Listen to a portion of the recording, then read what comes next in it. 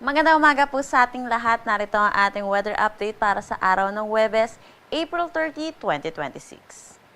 Wala pa rin naman tayong minomonitor na anumang bagyo or low pressure area sa loob at labas ng ating Philippine Area of Responsibility. At patuloy ang pag-iral ng easterlies or yung mainit at maalinsangan na hangin na nanggagaling sa dagat Pasipiko dito sa ating buong bansa. Ito po yung dahilan kung bakit nakakaranas tayo ng mainit at maalinsangan na panahon.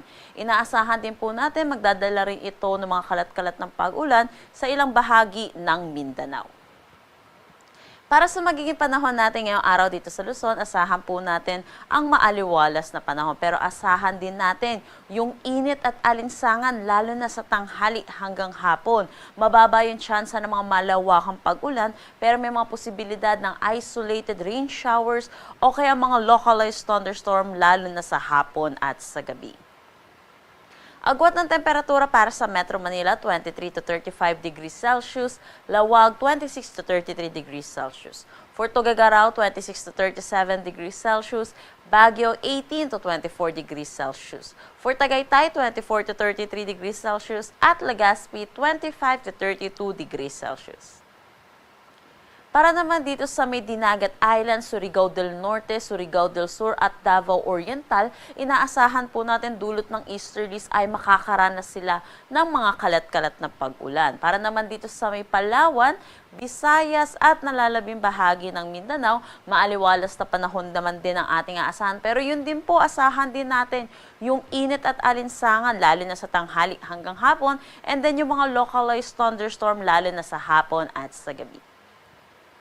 Agwat ng temperatura para sa Kalayaan ay nasa Puerto Princesa, 26 to 33 degrees Celsius. For Iloilo, 25 to 33 degrees Celsius. Cebu, 26 to 32 degrees Celsius. Tacloban, 26 to 31 degrees Celsius.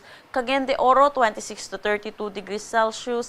Zamboanga, 25 to 34 degrees Celsius. At Davao, 26 to 34 degrees Celsius. Para naman sa ating heat index na nilabas kahapon or yung damang init po natin, nakapagtala tayo dito sa Metro Manila ng 40 to 41 degrees Celsius. At ang pinakamataas po nating naitala ay 44 degrees Celsius. Dito ito sa Dagupan, Pangasinan at sinundan ng 43 degrees Celsius sa may Sangli Point, Cavite.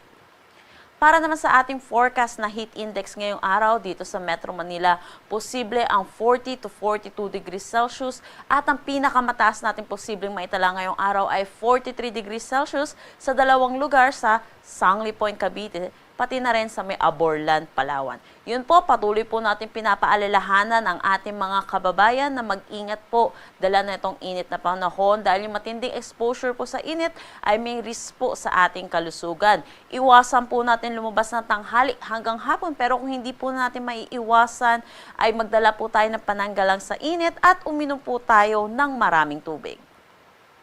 Wala naman tayong nakataas na anumang gale warning sa anumang seaboards ng ating bansa. Ang sunrise mamaya ay 5:34 a.m. at ang sunset mamaya ay 6:13 p.m.